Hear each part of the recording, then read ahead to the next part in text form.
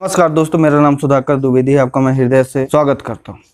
आज हम बात करेंगे गाड़ी में जो EGR सिस्टम लगा होता है उसे क्या कहते हैं। पहले हम इससे पहले समझ लेते हैं कि BS6 क्या होता है। BS6 मतलब भारत स्टेज। भारत स्टेज का ये मतलब होता है वो एक स्टेज डिसाइड कर लेते हैं कि आपकी गाड़ी में ऐसा ऐसा इमिशन होना चाहिए, आपकी गाड़ी में ऐसा ऐसा सेफ्टी होना चाहिए कि जिससे पैसेंजर को भी ना दिक्कत हो और साथ में जो इन्वायरमेंट हो उसको भी दिक्कत ना हो। उसके बाद से मैं बताता हूँ EGR का फुल फॉर्म क्या होता है। EGR का फुल फॉर्म होता है एग्जॉस्ट गैस रिसर्कुलेशन। कुछ लोग इसको इंजन गैस रिसर्कुलेशन कहते हैं, पर जो हमारे लिखा हुआ है उसे एग्जॉस्ट गैस रिसर्कुलेशन कहते हैं। इस पे हम आगे चल के बात करेंगे और आपको पूरा प्रोसीजर भी मैं दिखाऊंगा गाड़ी के अंदर ले जाके। फिर तो भी अभी आपको मैं मोटा मोटा कुछ इसकी बातें मैं बता देता हूँ। EGR आपका ना तो एवरेज बढ़ाता है ना ही आपका पिकअप बढ़ाता है, उससे आपकी गाड़ी से इतना मतलब है ही नहीं। उसका मेन मकसद इन्वायरमेंट को कम से कम पोल्यूशन पहुंचाना है, इसलिए आपकी गाड़ी में EGR लगा होता है। अगर आप मेरी बात को समझ रहे हैं, EGR में क्या होता है कि जो आपकी बर्न गैस रहती है, जो निकल चुकी हुई गैस रहती है आपके बर्न के बाद, उसी को दोबारा सर्कुलेट करके फिर से इंजन में भेज दिया जाता है, जिससे कि वो गैस ज़्यादा पोल्यूशन न पहुंचाए। अब इसके आगे का प्रोसीजर मैं आपको गाड़ी में दिखाऊंगा। चलिए अब EGR की बात करते हैं। हमारे बोलेरो में EGR कहाँ पे लगा रहता है। देखिए, EGR हमारे बोलेरो में सबसे आसान सा तरीके में इसे हम बोलते हैं EGR। ये EGR लगा रहता है। इसका काम कैसे होता है? इसका काम मेन ये होता है कि जैसे ही आप गाड़ी को चला रहे हैं, नॉर्मल चीज़ों में चला रहे हैं, क्योंकि पहले जब एग्जॉस्ट गैसेस निकलती थी उनमें बहुत ज़्यादा पोल्यूशन होता था, तो भारत सरकार ने कहा कि आपको इमिशन कम करना पड़ेगा। इमिशन कम करने के लिए आपको क्या कर सकते हैं? इमिशन कम करने के लिए ये करें कि या तो वो प्रॉपर गैस जले। ऐसा अभी तक टेक्नोलॉजी ऐसी नहीं डेवलप हुई है कि प्रॉपर गैस जले। उसके साथ साथ चूँकि एनवायरनमेंट में नाइट्रोजन गैस होती है, नाइट्रोजन गैस भी बहुत सारे हानिकारक पदार्थ निकालते हैं, जैसे NO हो गया। कार्बन चूंकि इसमें जलता है, ऑक्सीजन से रिएक्ट करता है, तो वो भी CO2 निकलता है, तो CO2 भी हानिकारक है एनवायरनमेंट के लिए। तो कंपनी ने ये सोचा कि क्यों ना हम ऐसी टेक्नोलॉजी यूज करें कि जब इतनी ज़रूरत हमें कंबशन की ना हो, तो हम उसी गैस को अगर दोबारा सा रिफिल कर दें, तो जो नाइट्रोजन और ऑक्सीजन की संख्या है वो जब एटमॉस्फेयर से कम आएगी, तो नाइट्रोजन ऑक्सीजन की संख्या जब बाहर एग्जॉस्ट से निकलेगी तो वो भी उनकी साइज कम हो जाएगी। बनी बात है, जहाँ 71% नाइट्रोजन आ रही है, 28% ऑक्सीजन आ रही है, अगर आपने फिर से उसमें दूसरे एग्जॉस्ट गैसेस मिला दिए हैं तो 71 से वो सीधे ड्रॉप होकर 50% पे आ जाएंगे। ऑक्सीजन भी ऐसे 20% के आसपास आ जाएगी। तो ऐसे में क्या होगा कि आपकी गाड़ी धुआं है वो आपकी एनवायरनमेंट को उतना ज़्यादा नुकसान नहीं करेगा। जो कार्बन डिपॉजिट है, नाइट्रोजन के ऑक्साइड है, वो इतना नुकसान नहीं करेंगे। अब इसकी वर्किंग पे आ जाते हैं। देखिए, EGR में मेन क्या रहता है, एक वाल्व रहता है और वो अपनी ECU से जुड़ा रहता है।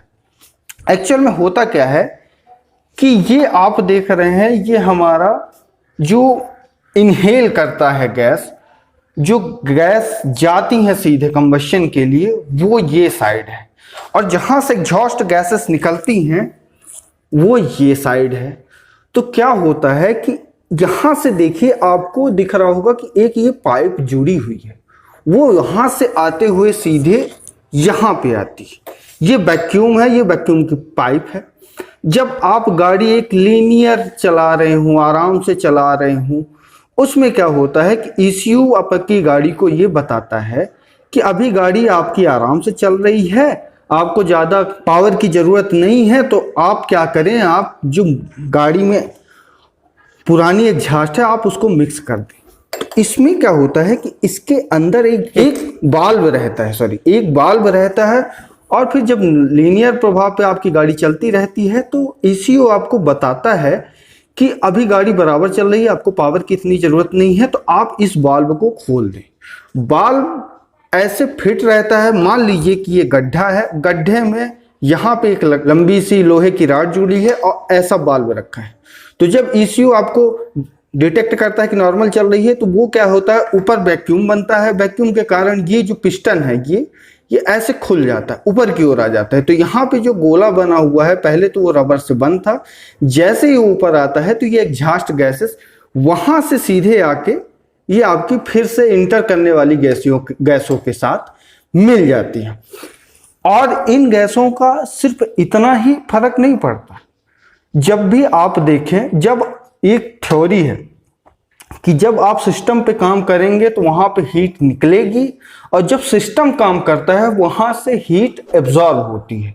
जैसे आपको बहुत आसान सा आपको एग्जांपल देता हूं कि जब भी आप किसी चीज में प्रेशर के थ्रू, या आप देखे होंगे कि आप किसी भी टायर में हवा भरे ना, या फिर कभी भी ऐसा हो कि आप जहाँ पे गैस भराने जाते हैं वहाँ की टंकी को छुइए, जब उसमें गैस हवा भरने लगते हैं ना तो वो हीट हो जाती है, गर्म हो जाती है। वैसे ही आपका जब टायर में हवा भरते हैं पंप के थ्रू तो वो भी गर्म हो जाता है। लेकिन वहीं पे अपोजिट आप देखिए, जब आप उसी टायर की हवा को जब आप खोलेंगे और वहां पे छुएंगे तो वो ठंडा होगा, क्योंकि वहां पे सिस्टम काम कर रहा है, ना कि कोई ऊपर से उसके ऊपर प्रेशर दे रहा है। ऐसे ही जब गैस सिलेंडर की आप गैस खोलते हैं या फिर केन की गैस खोलते हैं तो उसमें क्या होता है कि सिस्टम काम कर रहा है तो वो आपको ठंडा महसूस होगा।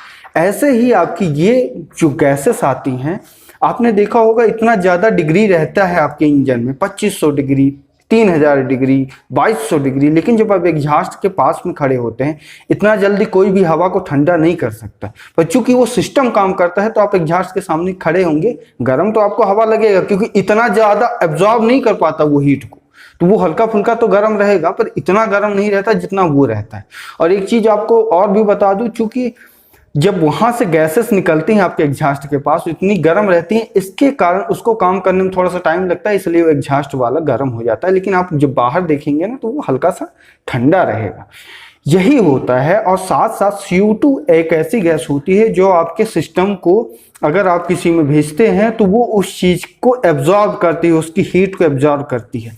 तो जैसे मान लीजिए आपकी गाड़ी का टेम्परेचर 2500 से ऊपर है या फिर 2200 से ऊपर है, हर गाड़ी का टेम्परेचर अलग अलग होता है, वो इश्यू में फिट रहता है। तो जैसे ये गाड़ी को डिटेक्ट ये होगा कि हमारी गाड़ी का टेम्परेचर बढ़ रहा है या ज़्यादा हो रहा है, तो वैसे ही ये वाल्व खुलेगा और वहाँ की CO2 NO आएंगी, इसके थ्रू अंदर जाएंगी, आपके इंजन को हल्का सा ठंडा करेंगी और ठंडा करने के बाद फिर से बाहर निकल जाएंगी। ऐसे ही हमारी गाड़ी का जब ओवर हीटेड होने की कुछ चांसेस रहते हैं ना, इसके थ्रू भी हीट कम होती है। गाड़ी से मैंने शुरुआत में बताया कोई मतलब नहीं है, हाँ ये एक काम जरूर ये गाड़ी से करता है। अब इससे खराब गैसेस कौन निकलती हैं? NO हो गई, आपकी नाइट्रोजन ऑक्साइड हो गई, आपकी CO2 हो गई, कार्बन मोनोऑक्साइड हो गई, ये सारी गैसेस आपकी हानिकारक होती हैं, इसके कारण से इनमें दिया जाता है। अब बात करें कि इसमें प्रॉब्लम क्या आती है। एक्चुअल में आपने देखा होगा कि जब गाड़ी से इमिशन के through carbon dioxide, carbon monoxide जब निकलती है, अगर कहीं पे भी कार्बन जलेगा तो उससे कोई ना कोई कार्बन के मॉलिक्यूल्स भी निकलते हैं। ये जरूरी नहीं है कि सिर्फ गैसेस निकलते हैं, मॉलिक्यूल्स भी निकलते हैं। जब आप कभी भी पुराने साइलेंसर खोलेंगे तो उसके ऊपर चारों तरफ कार्बन डिपॉजिट हो जाते हैं। ऐसे ही इनमें होता है, क्योंकि ये डायरेक्ट जुड़े रहते हैं तो यहाँ पे कार्बन डिपॉजिट होना स्टार्ट हो जाता है। इसकी टाइम टू टाइम सर्विसिंग होना बहुत ज़रूरी है। अगर नहीं हुई तो अगर ये आगे बोलते हैं तो वहाँ पे डिपॉजिट होने लगता है, तो क्या होता है कि आपका वाल्व वहाँ पे जाम हो जाता है। और वाल्व अगर जाम हो गया, अगर वो नहीं खुलेगा तो आपकी गाड़ी का एक तो ज़्यादा प्रदूषण करेगी, पोल्यूशन ज़्यादा करेगी। दूसरा क्या है कि अगर हीट के टाइम पे है तो वो ECU उसको ठंडा नहीं होने दे पाता है। तो इसलिए आपको इसको बीच बीच में साफ कराना चाहिए। अब क्या होता है कि वाल्व अगर टाइट हो गया तो वो बंद रहेगा, वो गैसेस नहीं आएंगी। और अगर वो खुला है और खुले में जाम हो गया तो अब वो गैसेस बार बार जाएंगी, तो क्या होगा कि आपकी गाड़ी पिकअप नहीं बनाएगी। कभी आप कोशिश कीजिएगा कि पहले नंबर पे लगाइए, अगर इमिशन अच्छी तरह से काम कर रहा है ना तो आपकी ऐसे गाड़ी हल्की हल्की झटका देती। पहले गियर पे बिल्कुल आइडल पे आप चलाइएगा, आपको थोड़ा सा पता चलेगा हल्का सा। वो कुछ और भी कारण होते हैं पर इसके कारण भी होता है हल्का सा, मेरे को ऐसा लगा, शायद ना हो पर फिर भी मैं ये आपको बता रहा हूँ।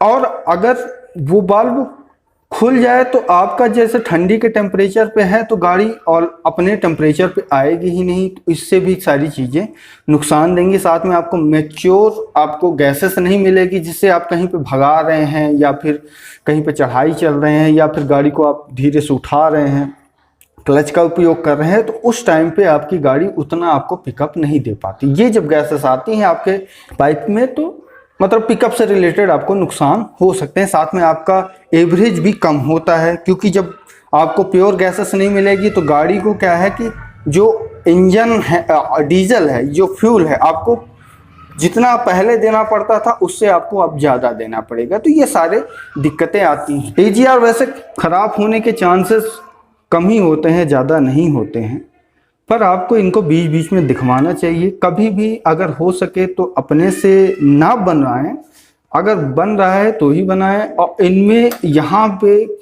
चारों तरफ बुश लगे रहते हैं तो उनका भी ध्यान आपको देना चाहिए। ये मेन इन्वायरमेंट के लिए होते हैं। आपको जैसा है मैंने आपको बता दिया है।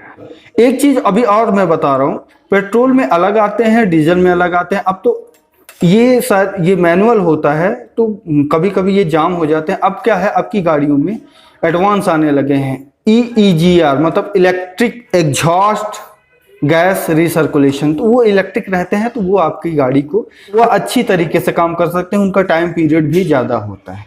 अगर छूट रहा हो कुछ तो आप कमेंट के थ्रू मुझसे पूछ सकते हैं। तो बाकी इसी नोट पे अगर ये वीडियो आपको अच्छी लगी हो तो प्लीज़ लाइक और सब्सक्राइब जरूर कीजिएगा। आप लोग सब्सक्राइब नहीं करते हैं, देखते हैं, पर प्लीज़ ऐसा ना करें, सब्सक्राइब कीजिएगा। आपका वीडियो देखने का बहुत बहुत धन्यवाद।